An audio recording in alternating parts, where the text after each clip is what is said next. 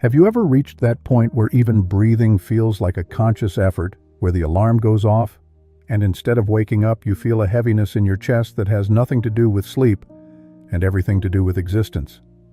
It is not that you are physically tired, although your body aches. It is a deeper exhaustion, a soul exhaustion, where you look at the things that used to matter, your work, your relationships, your hobbies, and you feel absolutely nothing. No joy, no anger, no sadness, just a vast, terrifying gray numbness. You go through the motions like a ghost haunting your own life, smiling when you are supposed to smile, speaking when you are supposed to speak, but inside, there is only silence. A desert where your vitality used to be. And the worst part is the guilt, because you look around and see everyone else functioning, striving, achieving, and you ask yourself, what is wrong with me? Why can't I just push through? Why do I feel so broken? But what if I told you that this exhaustion is not a failure? What if this total collapse of interest is not a sickness, but a desperate strategy of your own psyche to save you from a life that is no longer yours? Imagine for a moment that your internal system is smarter than your conscious will, that it has decided to pull the plug because you refuse to stop playing a role that was killing you slowly.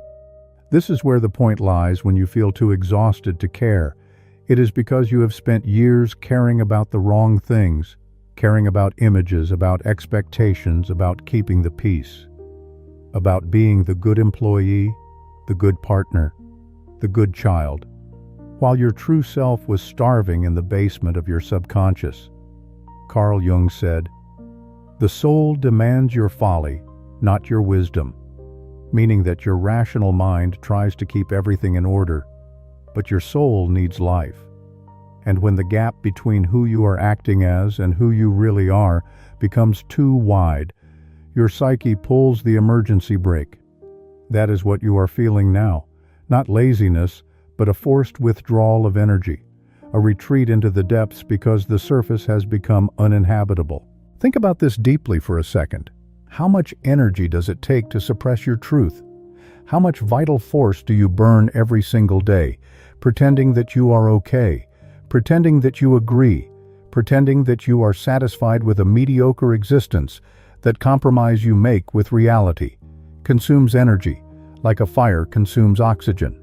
And eventually, the oxygen runs out and you enter this state of apathy. But here is the secret that the modern world tries to hide from you. This apathy is a sacred space. It is the cocoon phase. It is the winter of the soul, and without winter there is no spring. But you are terrified of it, aren't you? You are terrified because society tells you that if you stop moving, you will die. That if you stop caring, everything will fall apart. So you try to fight the exhaustion. You drink more coffee. You listen to motivational speakers screaming at you to grind harder. You try to force yourself back into the machine, but it doesn't work anymore.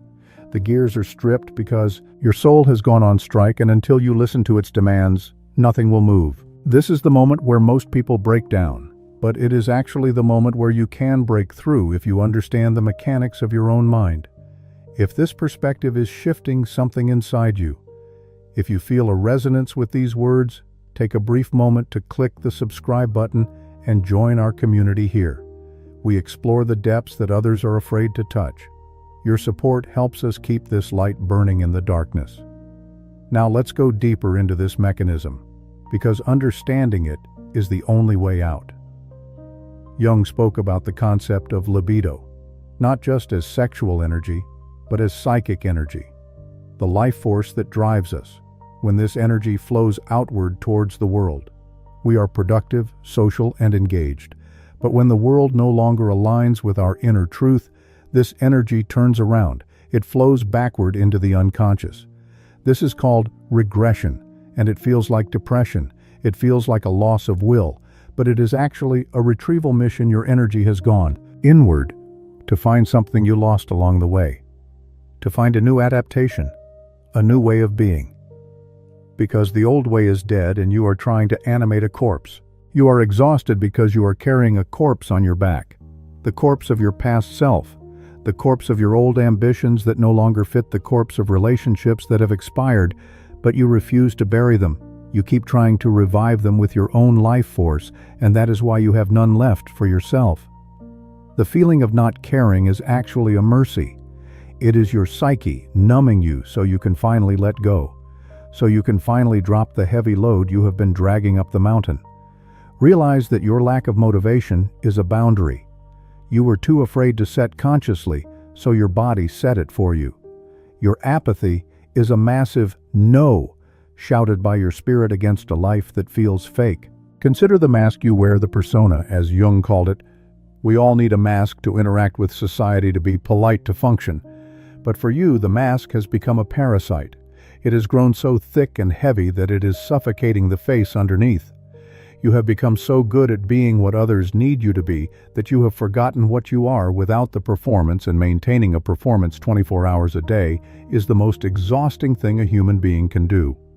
You are tired because you are always on, always monitoring yourself, always filtering your words, always scanning the room to see if you are safe.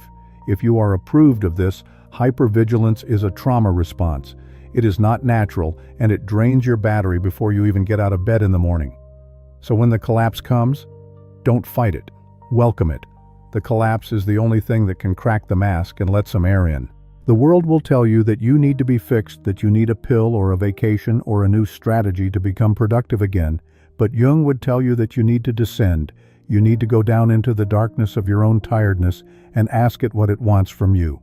This is the terrifying part, because in the silence of your exhaustion, you will hear truths you have been running from. You might realize that you hate your job even though it pays well. You might realize that your marriage is empty even though it looks perfect on paper. You might realize that you have no idea who you are outside of meeting other people's needs. And facing these truths requires a courage that manic activity does not, requiring sitting in the debris of your life and accepting that it needs to be rebuilt, not repaired, but rebuilt from the foundation up. This process is what the ancients called the night sea journey, or the dark night of the soul. It is a period where the hero is swallowed by the beast, where you are in the belly of the whale in total darkness. It feels like death, and in a way it is death.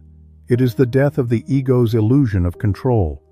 You cannot think your way out of this exhaustion. You cannot plan your way out. You have to feel your way out.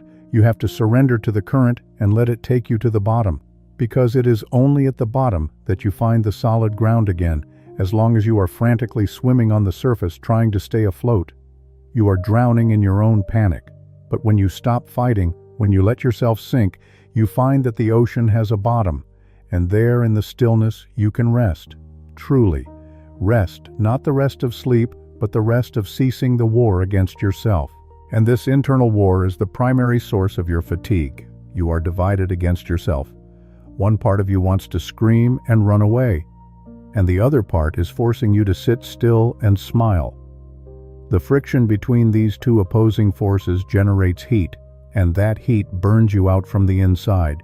You are an engine revving with the brakes on, and smoke is coming out of your ears. The indifference you feel is the engine seizing up. It is the mechanism protecting itself from exploding. So when you feel too exhausted to care, it is time to stop caring about the things that don't matter. So you can remember what does. It is time to practice a ruthless prioritization of your energy. Imagine your energy is like money in a bank account, and you are currently overdrawn. You are in debt. Every interaction, every worry, every fake smile is a transaction. Do you have the funds for it? If not, the transaction is declined. You must learn to decline the transaction. This means disappointing people, and this is where the real work begins, because you have built your entire identity on not disappointing anyone, on being reliable, on being the rock, but the rock is crumbling, and if you don't let it crumble, you will turn into dust. Letting people down is a necessary step in finding yourself. You have to be willing to be seen as lazy, as ungrateful, as difficult, as weird. You have to be willing to lose the applause of the audience, so you can hear your own heartbeat again. This is the price of admission for your own life. Are you willing to pay it, or is the fear of being judged stronger than your desire to be alive?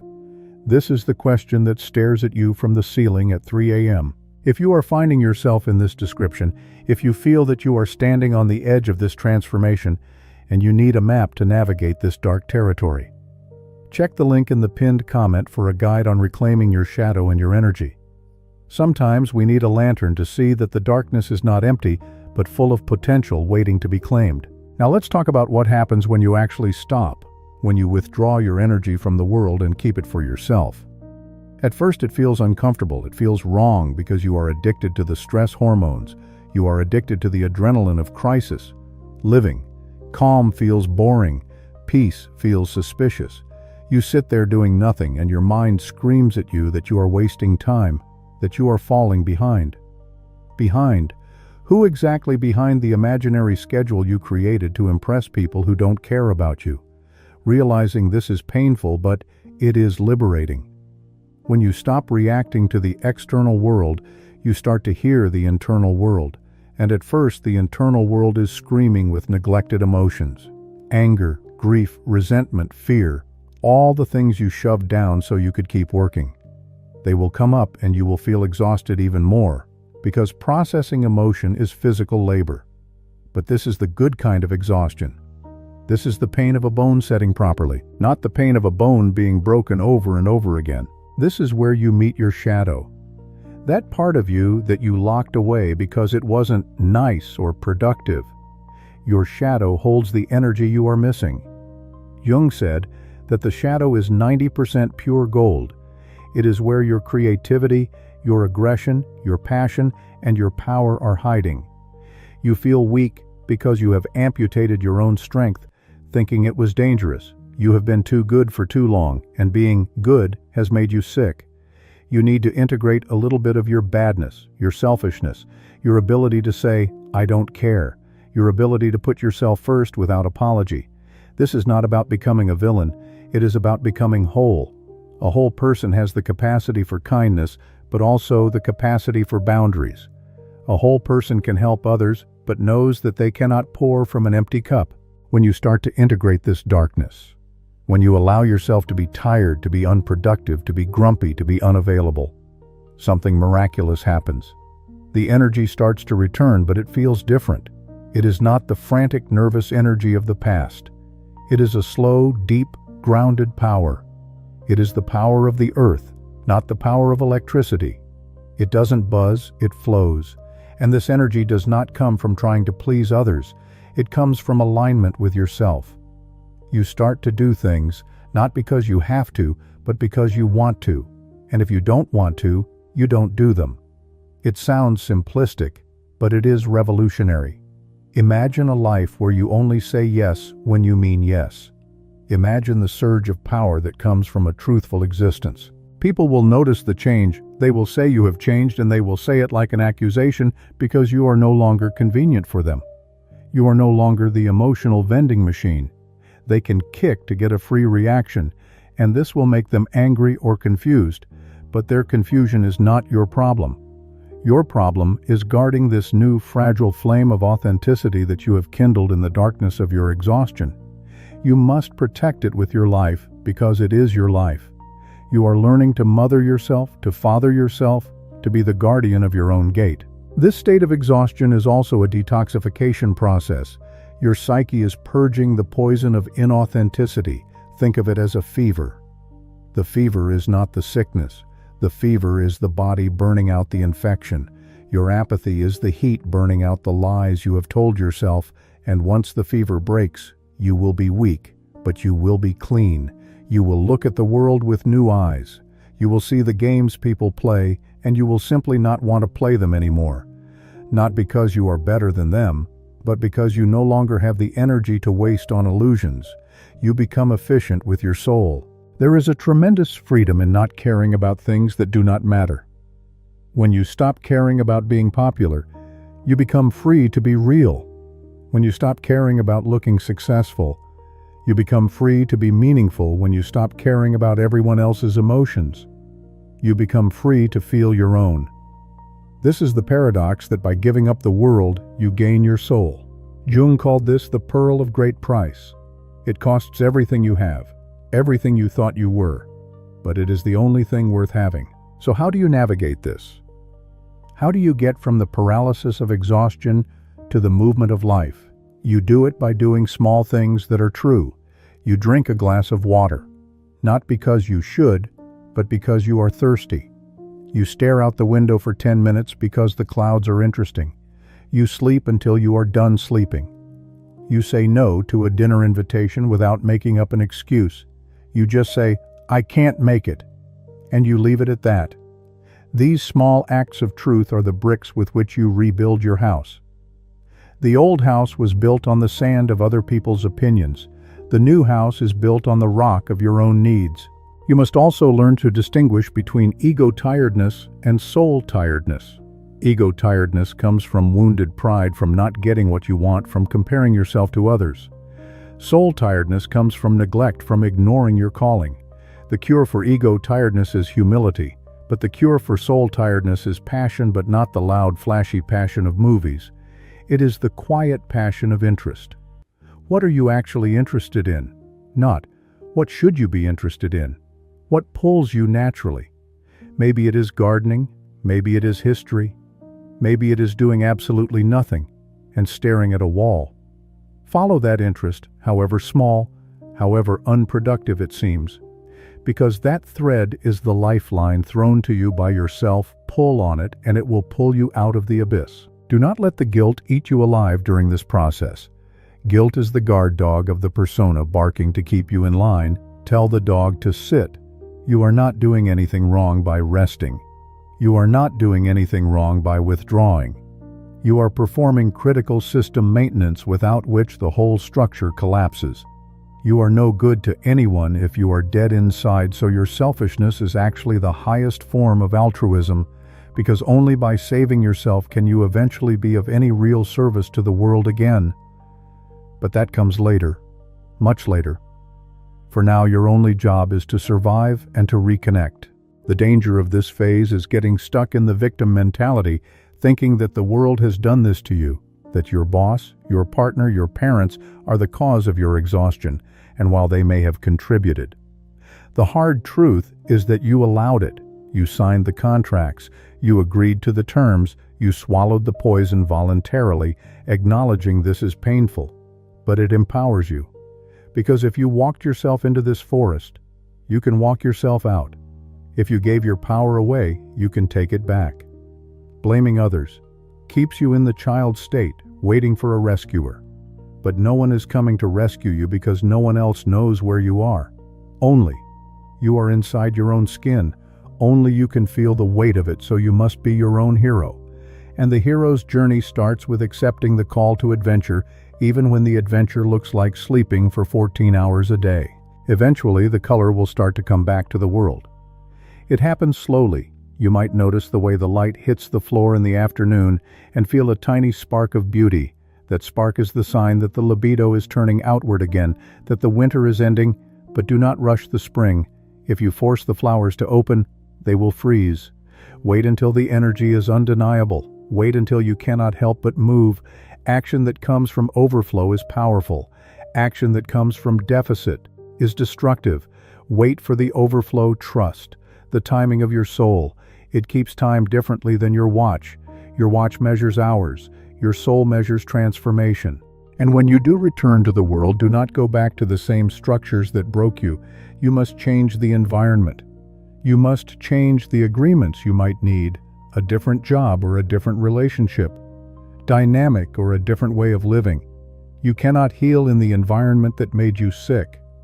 You are different now. You have been through the fire and you carry the scars of the survivor. Wear them proudly.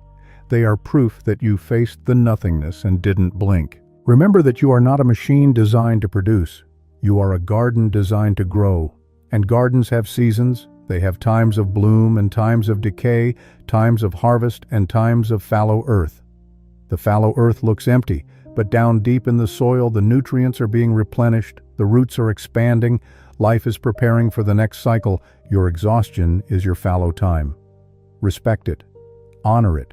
Protect it from the trampling boots of the world. And one day you will look back on this period of darkness, not as a time of weakness, but as the time when you finally woke up to the reality of who you are. So I leave you with this question as you lie there feeling the weight of the world on your chest. Are you tired of life, Or are you just tired of the lie you have been living? The answer to that question is the key that unlocks the cage. Listen to the exhaustion. It is the most honest thing you have felt in years. Let it guide you home to yourself. If this message helped you find a piece of that map, consider sharing it with someone who might also be lost in the grayness, and don't forget to subscribe for more journeys into the human psyche. Your awakening is just beginning. See you in the next video. When the soul begins to awaken, it doesn't enter the world with grand proclamations or golden light. It doesn't send angels or announce its arrival with thunder. No, it comes like a quiet breath in the middle of chaos. It emerges slowly, like the way morning sunlight stretches across a forgotten room. You don't even realize it at first. The change is gentle, subtle, almost invisible, a whisper within a scream. One day, you wake up and realize that the things which once held your attention no longer pull you. The noise that once entertained you begins to irritate. The routines that gave you comfort now feel like cages. And you don't know whether to panic or to rejoice, because something inside you is shifting, breaking open. What once seemed real now feels paper-thin. The stories you told yourself about who you were, what you wanted, who you were supposed to be, all begin to dissolve like mist in sunlight. You begin to question your thoughts not because they're wrong, but because they no longer feel like yours. Your life becomes unfamiliar, not because it has changed externally, but because something ancient inside you is stirring. Something you've forgotten how to speak to is now whispering in a language older than memory. This is the beginning of spiritual awakening, not a peak, but a rupture. Not an answer, but the loss of every false certainty. Carl Jung once said that people will do anything, no matter how absurd, to avoid facing their own soul. But once the awakening starts, that avoidance ends. The soul no longer negotiates with your ego. It doesn't ask for approval. It doesn't wait for your convenience. It begins to unearth everything you buried. All the pain you suppressed, the truths you denied, the shadows you cast behind your smile, they rise. Not to hurt you, but to free you. Awakening is not a moment of peace. It is a collapse. It is the death of illusion. And in its ashes, something sacred is born. You may find yourself isolating, not because you hate people, but because you can no longer tolerate the performance. Small talk feels like sand in your mouth. Crowds exhaust you. Parties feel like theater. You crave solitude not out of loneliness, but because your soul is detoxing. You're shedding the noise. You're coming home to something real. You start seeing things differently. You notice beauty where you once saw nothing. A flower, a sunset, the texture of a leaf, they suddenly move you to tears. Not because you're fragile, but because you're alive in a way you weren't before. You begin to feel everything. Not just your own emotions, but the weight of the world. You feel the ache in others, the tension in their voices, the sorrow behind their smiles. You feel the energy in a room, the vibration of silence, the grief of the earth. You are no longer separate from life, you are merged with it. This sensitivity is not a flaw. It is the opening of your spiritual senses. It is the peeling away of the numbness you once called strength. The world will tell you you're too sensitive. But sensitivity is not weakness. It is the price of deeper perception. And perception is the first tool of transformation. As your soul begins to awaken, your relationship with truth becomes unbearable. Lies begin to burn your skin. Inauthenticity becomes intolerable. You find yourself unable to stay in places, roles, or relationships that require you to hide. You will outgrow what you used to beg for. You will leave behind what once defined you, and it will hurt. The death of identity is a sacred grief. It feels like betrayal, but it is liberation, because you are not here to play a role. You are here to become whole. Jung called this process individuation, the lifelong unfolding of the self, the integration of all your hidden parts into one unified consciousness. It is not enlightenment, it is not perfection, it is integrity. alignment, wholeness. And to reach it, you must first descend into the underworld of your own psyche. You must face what you've denied. You must walk through your shame, your fear, your rage. You must retrieve the broken parts of yourself and bring them back into the light. This is the real work. This is the real awakening, not escaping your humanity, but embracing it so fully that it becomes divine. And then something strange begins to happen. As you go deeper into yourself, the outside world starts to change, or rather, your experience of it does. What once seemed random begins to feel orchestrated. Coincidences turn into synchronicities. The right people appear. The right books find you. Dreams become messages. Time begins to bend. You realize that the outer world is not separate from your inner world. It is a reflection of it. The universe becomes a mirror. Every experience becomes a teacher. Every pain becomes a portal. Every ending hides a beginning. You are no longer a victim of life. You are a participant in its unfolding. You stop asking, "Why is this happening to me?" and begin asking, "What is this showing me?"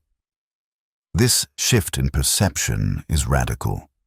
It dismantles your old framework of reality, and with it, your need to control. You no longer need to have all the answers. You begin to trust the mystery. You begin to flow. This doesn't mean life gets easier. In fact, it often gets more intense. But your response changes. You begin to meet life with presence instead of panic. You stop clinging. You stop running. You surrender, not in defeat, but in power. You realize that awakening isn't about escaping pain. It's about walking through it with your eyes open and your heart intact. And somewhere, in the midst of all this, the disorientation, the beauty, the heartbreak, the clarity, the gifts begin to awaken. You don't chase them, you don't earn them. They rise naturally like seeds breaking open in fertile soil. These gifts are not talents, they are inner senses. They are perceptions that emerge once the fog of illusion lifts. They are the language of the soul finally being heard. Some will call them psychic abilities. Others will call them intuition. But beyond labels, they are simply the tools of an awakened life. They allow you to see beyond the surface, to hear beyond the noise, to feel beyond the skin. They reconnect you with the sacred. They remind you that you are not a machine, not a number, not a label. You are consciousness wrapped in flesh. You are the meeting point of the infinite and the temporary. And these gifts, these unexpected, breathtaking, soul-shifting gifts are the proof, not of superiority, but of remembrance, of what you've always been, of what you came here to embody. And now your real journey begins. The first gift to awaken is not seen. It is heard, or rather felt, through sound. But not the kind of sound that hits the ear like music or noise. It is the kind of sound that vibrates through the soul before the brain can even interpret it. This gift is called clairaudience, clear hearing, but it is more than an extrasensory skill. It is the rebirth of your inner listener. It is what Jung would describe as a psychic function emerging from the unconscious, rising into the daylight of awareness. And suddenly, the world around you becomes alive with meanings that no one else seems to notice. You walk into a store and a song is playing not just a random tune, but a precise echo of your internal state. A lyric catches your breath and holds it. A voice in a podcast says exactly what your heart was afraid to admit. A whisper in the wind brushes against your spine with a message only you were meant to hear. This isn't coincidence. It is synchronistic resonance, the dance of the inner and outer worlds aligning to reveal the unspoken. You begin to realize that the universe has always been speaking to you, but only now have you become quiet enough to hear. This is the paradox of spiritual hearing. The louder your inner noise, the quieter the messages become. But once the mind stills, once the ego softens, the whispers turn into poetry. You hear guidance not in commands, but in echoes. Not in thunder, but in intuition. And with this new sensitivity comes a piercing awareness. Conversations take on a second layer. Someone speaks to you, and beneath their words you hear a tremble, a sadness hiding behind laughter, a need masked in aggression. Their mouth says, "I'm fine," but your soul hears, "Please see me." This is not eavesdropping. This is empathy elevated into perception. You are not invading, you are receiving. You are not diagnosing, you are resonating. This is the beginning of sacred listening, where the intention behind the sound matters more than the sound itself. You begin to read the vibration of words, the texture of tones, the spaces between syllables. You realize that sound is never neutral. Every utterance carries a charge, and you are learning how to feel it. The world starts to speak to you in riddles. You may hear your own voice say things that surprise you, as if you're channeling wisdom from a source you can't name. You may catch yourself humming a tune you haven't heard in years, only to realize later that the lyrics mirror your current emotional struggle. Or you'll remember a song out of nowhere, and the line that repeats itself in your mind becomes a mantra that carries you through pain. This is not random. This is your subconscious soul trying to get your conscious attention. Jung believed that the unconscious communicates through symbols. Dreams and metaphors, and music too, is a symbol, a vibration encoded with meaning. It bypasses logic and hits you in the heart. Clairaudience is your ability to decode this emotional symphony, to know without knowing how you know. To hear not with your ears, but with your entire being.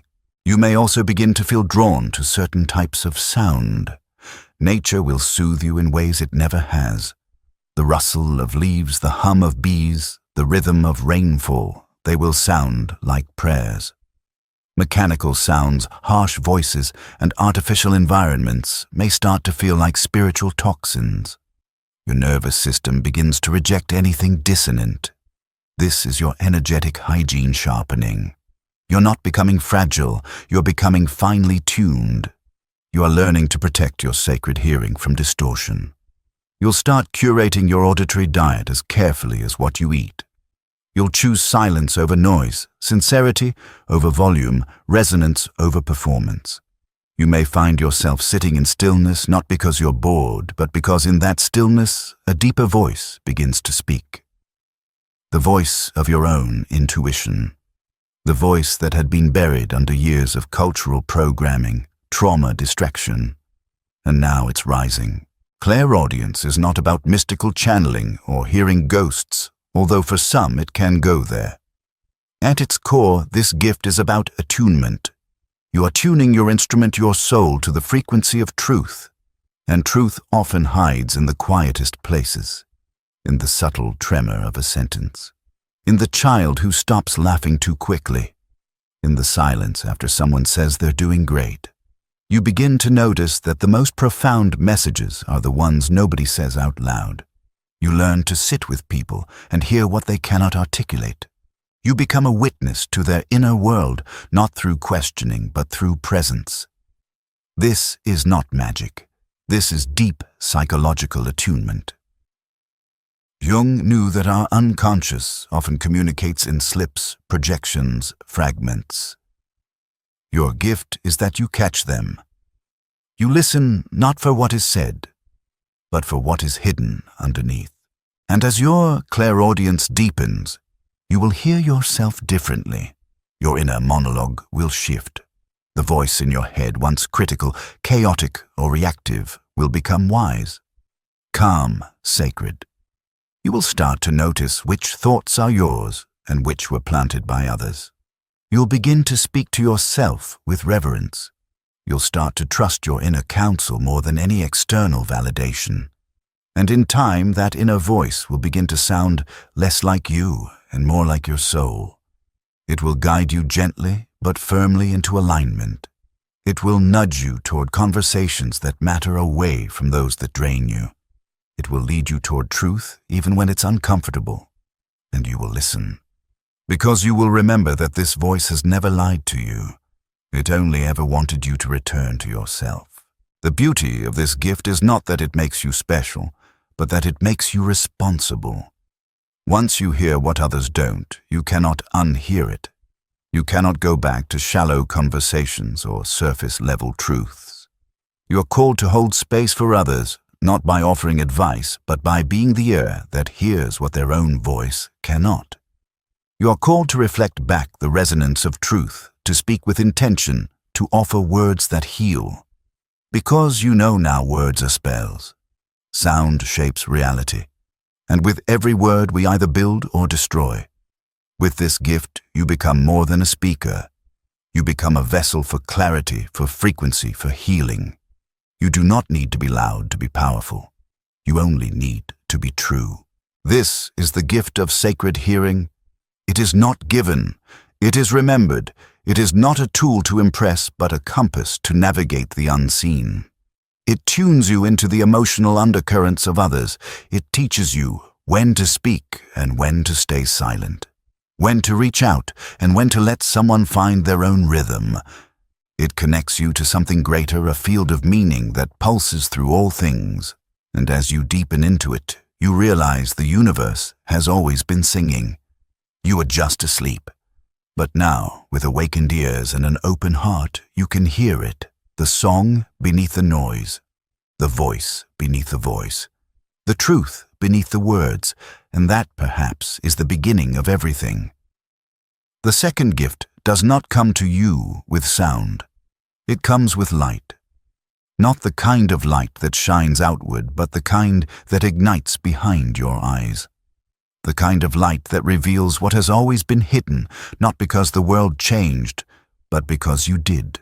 This is the gift of clairvoyance, and it is not merely seeing with clarity, it is seeing with the soul.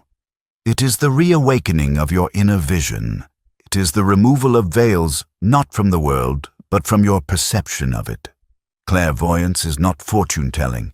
It is not about peering into crystal balls or divining the lottery numbers. It is something far more sacred, far more grounded in your psychological depth. It is the ability to see symbolically, to notice patterns, to receive images from the unconscious that carry truth without needing explanation. Jung believed that the psyche communicates in images, archetypes, dreams, visions, and when clairvoyance awakens these images, no longer sleep.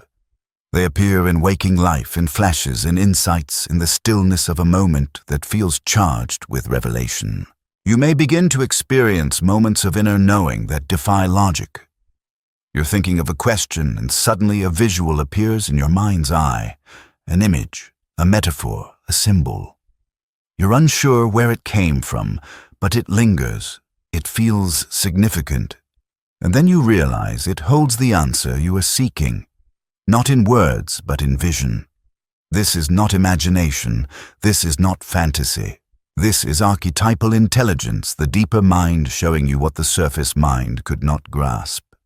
You begin to navigate life by these images, not because they tell you what to do, but because they reflect what you already know but haven't yet accepted. You'll see a path light up inside you. A memory might flash into your awareness that suddenly reshapes your entire understanding of your trauma. A symbolic dream might wake you at 3:33 a.m. and stay with you for days, its meaning unfolding like a blooming rose. You're not hallucinating. You're remembering how to see, how to witness reality, not as flat and factual, but as layered and mystical. With this gift, everything begins to feel like it has a second dimension. Conversations take on depth. Faces seem to shimmer with stories. Objects carry presence. You'll walk into a room and notice a painting, and suddenly it speaks to you. You'll find yourself drawn to certain colors, shapes, arrangements, because your inner vision is guiding you to interpret the world like a dream. Life itself becomes a waking dream, and every detail can become a message. Not in a paranoid or obsessive way, but in a poetic, revelatory way. You begin to understand that the external world is not random. It reflects you. It mirrors your state of consciousness. And your clairvoyant ability, this sacred sight, allows you to decode what others overlook. You'll begin to make connections where others see chaos. You'll start to anticipate outcomes not because you are guessing, but because you are perceiving the energetic trajectory of things. Jung once said that people don't have ideas, ideas have people. And with clairvoyance, you become receptive to these ideas. They arrive like birds landing on your shoulder. You'll receive visions of future possibilities, not fixed destinies, but symbolic invitations, paths that open in your mind's eye, asking you to choose, to walk deeper, to say yes to what your intuition already knows is yours. These visions may guide you toward creative breakthroughs, sudden clarity in relationships, or even life-changing shifts in career or purpose. They don't always come when you want them, but they always come when you're ready. And with this gift comes a deeper relationship with imagination, not the childish kind, but the divine kind. You begin to realize that your ability to envision is not just for entertainment, it is for creation. You see things not as they are, but as they could be. You dream of a world that hasn't been built yet, and your hands start to itch to build it. You feel an idea so deeply that it moves you to act, to speak, to design, to heal. Clairvoyance isn't just for receiving, it is for manifesting. It is the interface between the invisible and the visible. You see it in your mind, and then you bring it into form. That is what makes this gift holy. It does not make you passive. It makes you a co-creator. But there is also a challenge that comes with this sight. Because once you begin to see clearly, you can no longer pretend. You can no longer unsee the truth. You will see the shadow in others before they admit it. You will sense betrayal before it happens. You will know when someone's smile is a mask. You will feel when a place is sacred and when it is sick. You will carry the burden of clarity. And that is no small thing, because most people are not ready for someone who sees them, truly sees them. But that is your gift, and it is your responsibility to use it with compassion, to use it not to manipulate, not to expose, not to elevate yourself, but to serve, to hold space, to offer sight to those who are ready, and to remain silent when they are not. Jung taught that the visionary must be rooted in the real. The seer must also be the doer. Otherwise, vision becomes delusion. Clairvoyance must be tempered with discernment, with humility, with grounded presence. You may receive beautiful insights, but you must test them. You must bring them into the body, into the breath, into the moment. Only then do they become transformation. Only then do they heal. You are not here to escape into vision. You're here to embody it, to become a living bridge between the seen and the unseen. This gift will also awaken your relationship with your dreams. No longer just strange night stories, your dreams will become vivid, charged, and precise. They will feel like initiations. They will show you aspects of yourself you haven't met in waking life. They will warn you, teach you, encourage you. They will introduce you to archetypes that the universal energies Jung spoke of: the wise old man, the shadow, the divine child, the anima and animus. These forces will move through your dreams like characters in a play, offering insight into your inner theater. You will learn to decode them, not with books, but with intuition, with reverence, because you'll know your soul is speaking in symbols, and it will not stop until you listen. And as your vision sharpens, you will begin to sense the potential in people. You'll meet someone, and within seconds you'll see their light, their calling, their pain, their path. Not because they told you, but because it's written in their energy. You'll see the child behind the critic, the healer behind the addict, the leader behind the silence. You'll speak to that potential. You'll call it forth. And that is how you'll serve.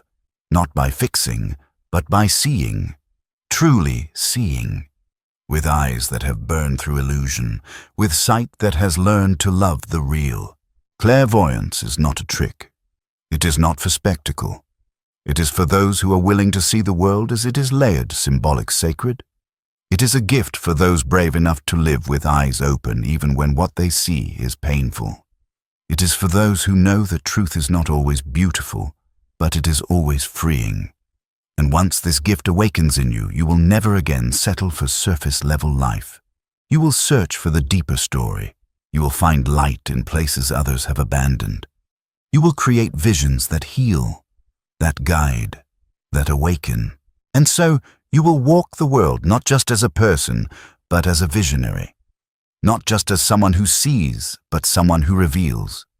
You will look into the eyes of strangers and recognize old souls. You will look into your own reflection and no longer see just a face, but a flicker of eternity. This is the gift of vision, of inner light, of sacred sight, and it is not coming. It is already here, waiting for you to remember how to see. The third gift arrives not through sound or vision, but through resonance.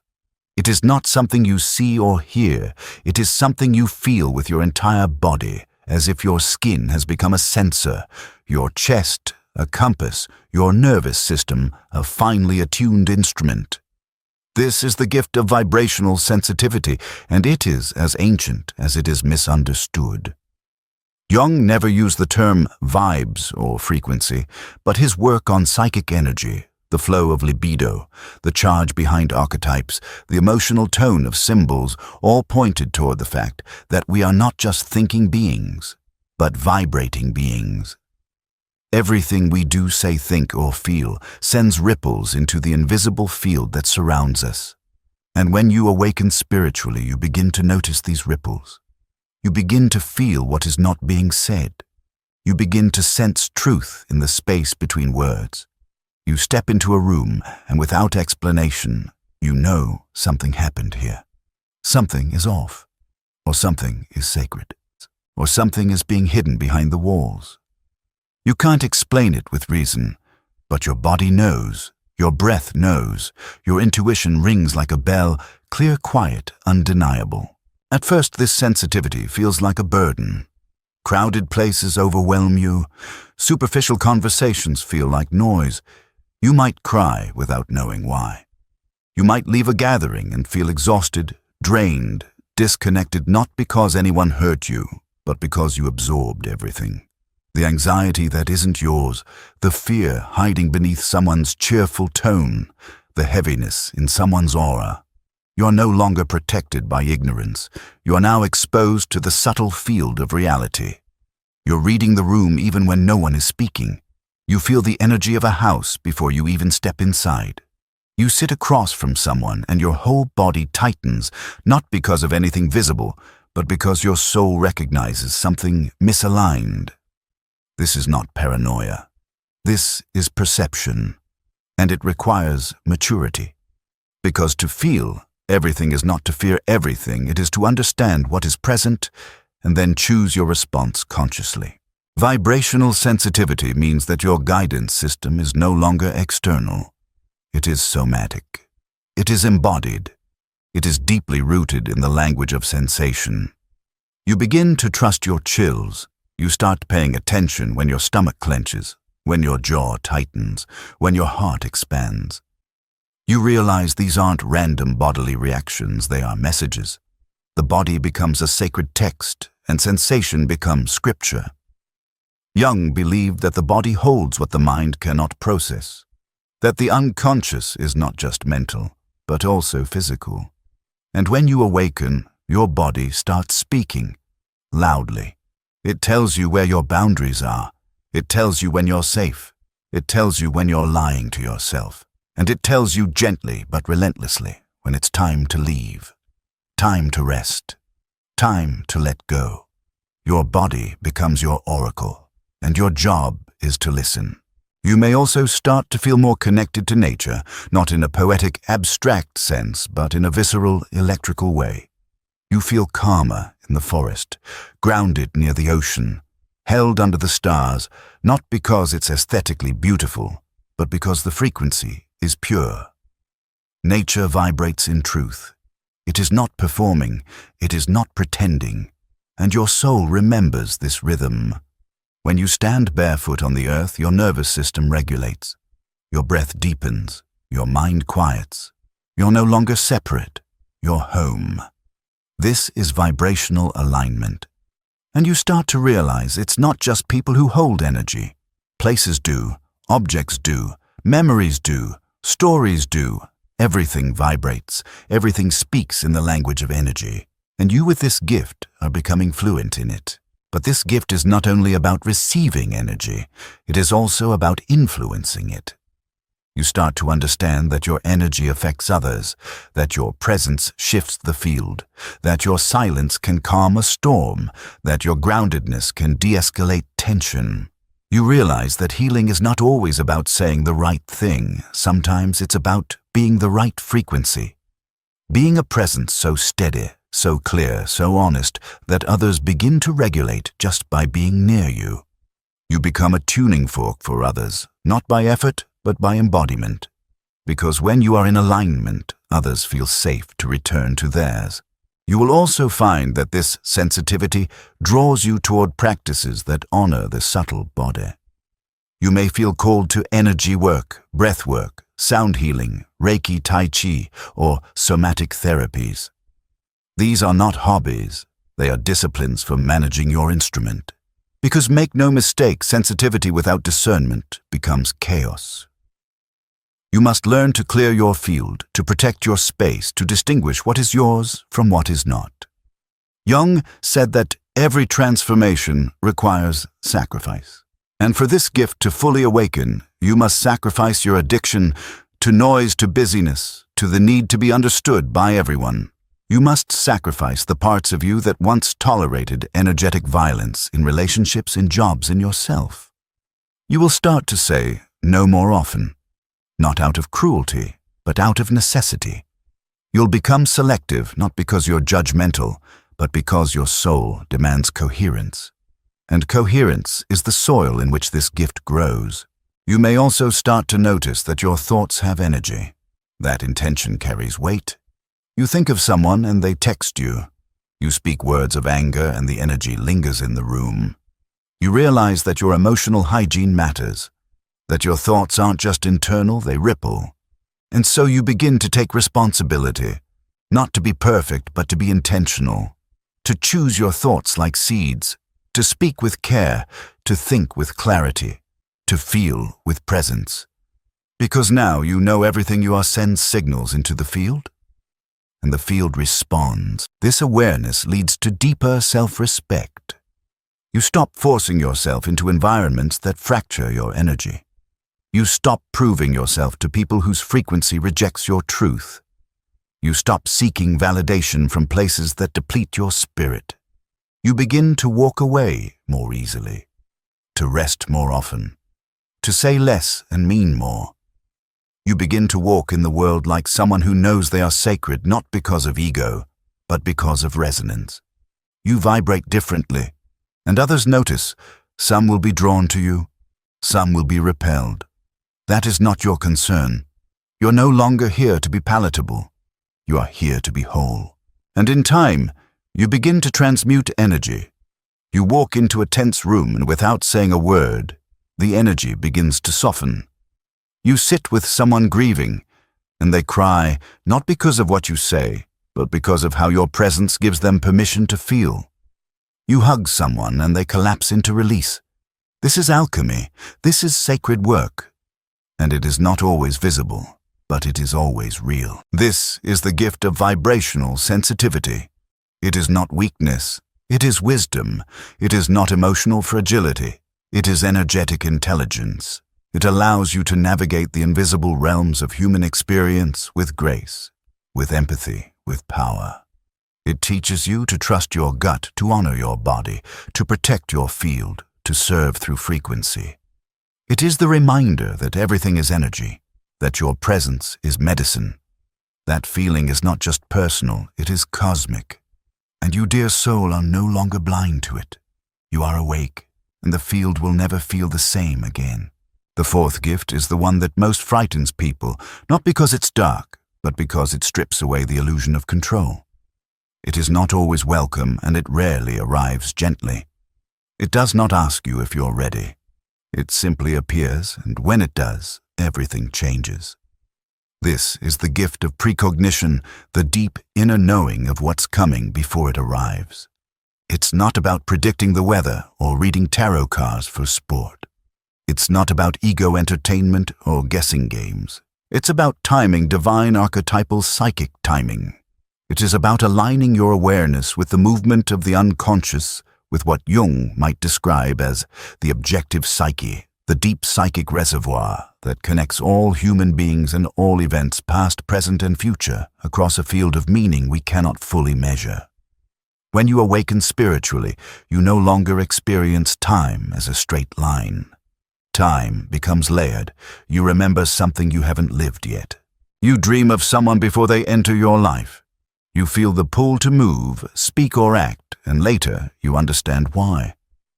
At first, this feels disorienting. You question your sanity. You wonder if you're imagining things. But then the pattern repeats, over and over. And something inside you settles. This is not madness. This is inner alignment with the flow of becoming. You begin to sense endings before they manifest. A relationship you once clung to now feels empty, not because something is wrong, but because something is complete. A job that once excited you now makes your bones ache. Not because of failure, but because your soul already knows it's time to leave. You start to feel the future like a weight in your chest, a current in your body, a pull in your gut. You meet someone and something whispers, "This connection will matter." You walk past a building and feel, "I'll be back here someday." You get a sudden knowing to call someone, and when you do, they break into tears and say, "I needed you." This isn't coincidence. This is the field speaking through you. This is your psyche plugged into the symbolic map of life. You're no longer reacting. You're anticipating, not from fear, from awareness. You're not trying to manipulate the future. You're listening to it. You're listening to the subtle symphony of reality as it unfolds through you.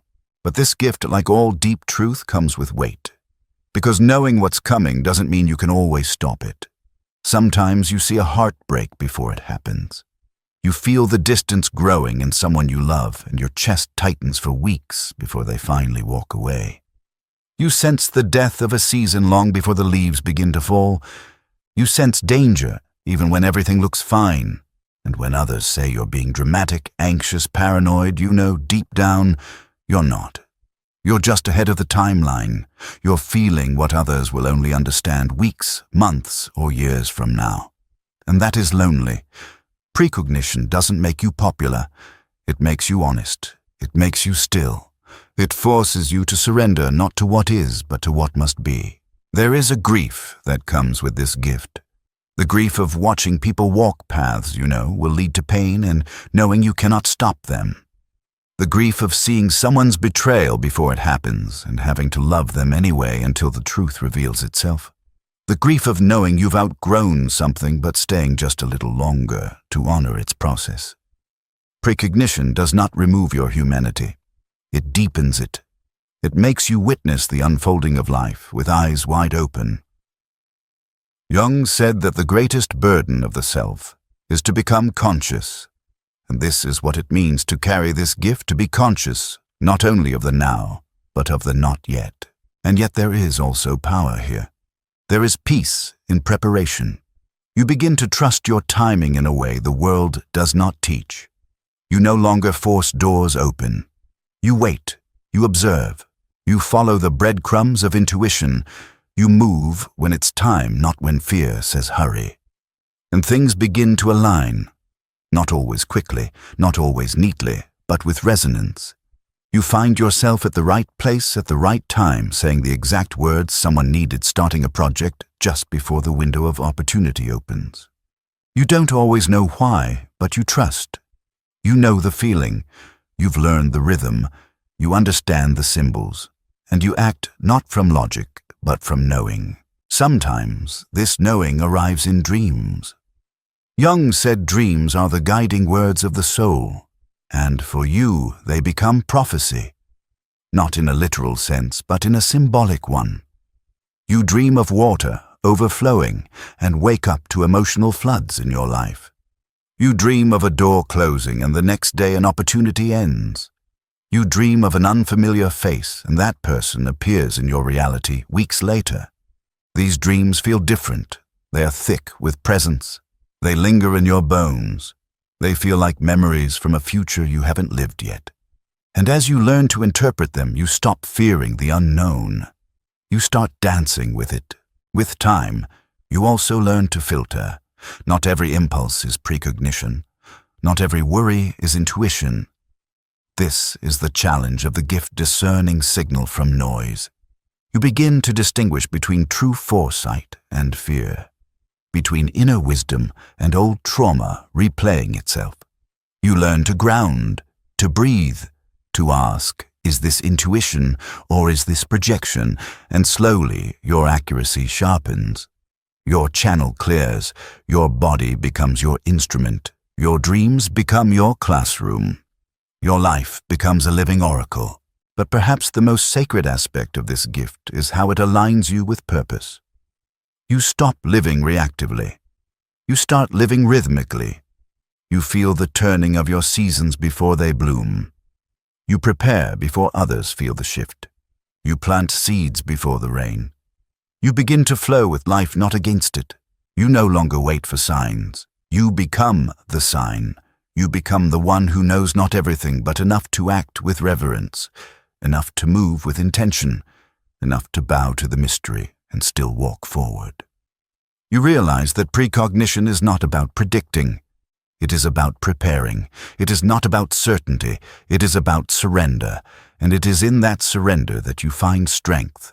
This gift doesn't separate you from others. It connects you more deeply. You begin to hold space not just for what people are saying, but for what they are not yet able to see. You walk beside them, not ahead of them.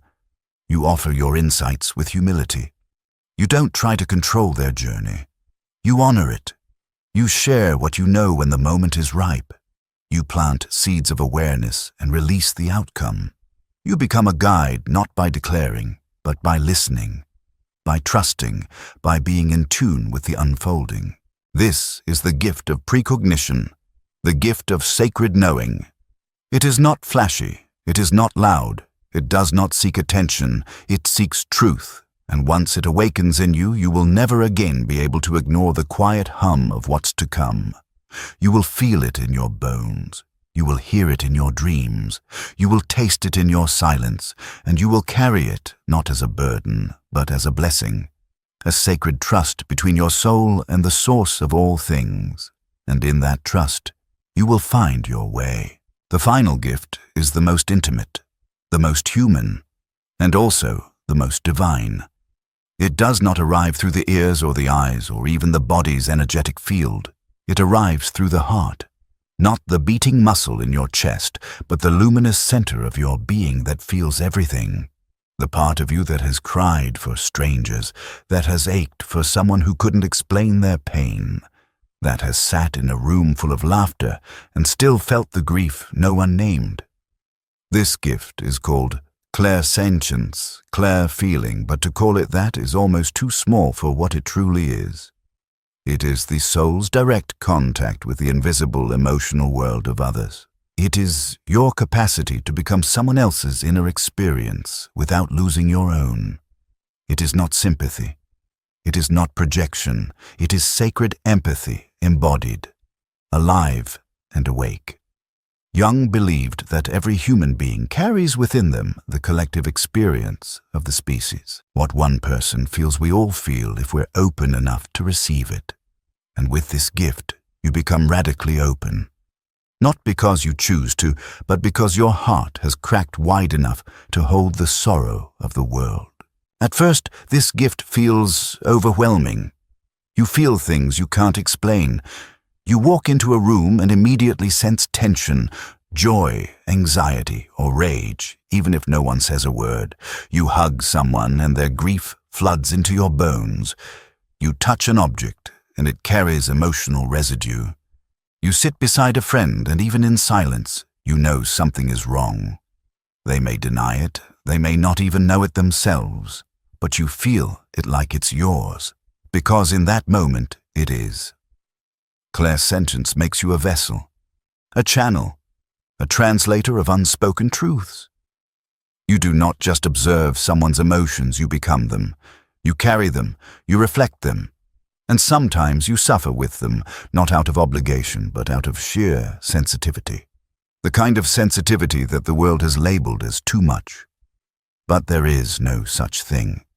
Because in a world where people numb themselves to survive, your ability to feel is a superpower. It is not dysfunction, it is initiation.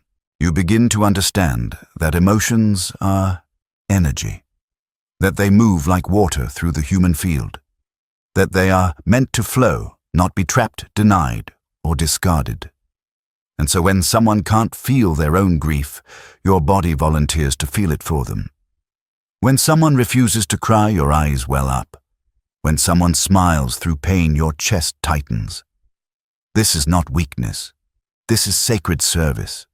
Your body is not betraying you, it is participating in the healing of the collective. But it must be honored, it must be cleansed, it must be supported.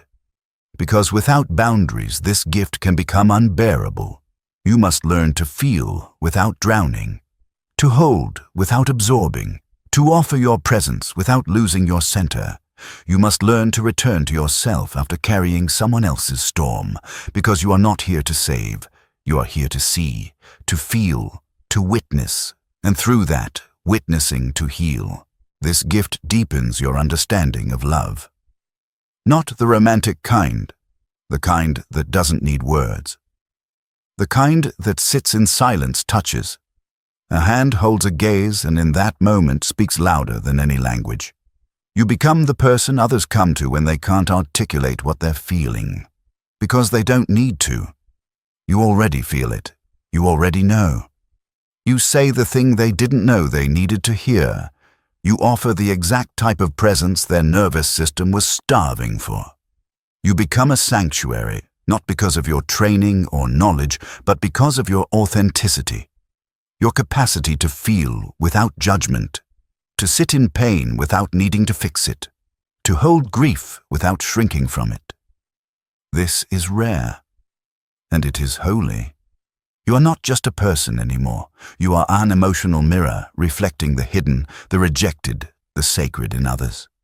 And in doing so, helping them reclaim their own truth. Clairsentience also turns your emotional life into a sacred classroom. You begin to feel your own feelings more deeply. You stop suppressing. You stop apologizing. You allow the full spectrum joy, rage, despair, tenderness to move through you. And in doing so, you release the blocks that kept your soul small. You learn that emotions are not problems. They are teachers. They show you where the wounds are, where the stories are stuck, where the healing needs to flow. You cry more, but you also laugh more. You grieve, and then you feel the ecstasy of having survived. Your emotional body becomes alive again. Not as a battlefield, but as a sacred instrument. You feel everything, and in feeling everything you become unshakable. Not because you are hardened, but because you are fully human. Jung said that wholeness is not achieved by cutting off a portion of one's being, but by integration, and clairsentience leads you there. It integrates your mind and your body, your psyche and your heart, your pain and your power. It makes you whole by making you real. You may notice that people begin to open up to you spontaneously. Strangers tell you their life stories. Children feel safe around you. Animals rest near your feet. People cry in your arms and say, "I don't know why I'm crying." But you know. You know that your field is safe, that your presence is clear, that your heart, having burned through its own illusions, has now become a lighthouse for others lost at sea. And you hold this gift not with pride, but with grace, because you remember what it felt like to be unheard, unseen, unheld, and you vow to never let another soul feel that way in your presence. This gift, more than any other, teaches you the unity of all things. You begin to realize that every person's pain is also your pain, that every joy touches you, that we are not separate, we are strands of the same great consciousness. And your ability to feel that not as theory but as living truth is the bridge to healing the human heart. It is not easy. You will feel too much. You will carry weight that others cannot. But you will also feel the deepest love imaginable, the love that comes when one soul truly touches another. You will cry with someone and know that in that moment something ancient has been released. You will feel rage and understand that it is sacred, a sign of boundary, a protection of truth. You will feel emptiness and realize that even emptiness has a frequency, a voice, a lesson. And through it all, you will return to yourself. Again and again. Stronger, softer, clearer. You will learn that being sensitive is not about absorbing everyone. It is about becoming so rooted in your own truth that you can feel without breaking, love without losing, hold space without collapsing. You become a living sanctuary, a temple where others can feel safe enough to feel themselves. And that, perhaps, is the greatest miracle of all. This is the gift of clairsentience, the final veil, the deepest remembrance. It is not rare, but it is often hidden beneath layers of armor, defense, trauma, and shame. And when it awakens fully, freely, you become more than a witness to life. You become life feeling itself. And in that feeling, everything heals. So now you know. These are the 5 gifts that often go unseen, not because they are invisible, but because they only reveal themselves to those brave enough to go within, to break, to listen, to feel. They are not achievements, they are not goals, they are awakenings, inner senses that were always yours, waiting for the silence, the suffering, the stillness to bring them home. You did not earn them, you remembered them. And now the question is no longer, what will I become? The question is, what am I now that I've remembered who I truly am? The old you was asleep, dreaming someone else's dream, living someone else's life.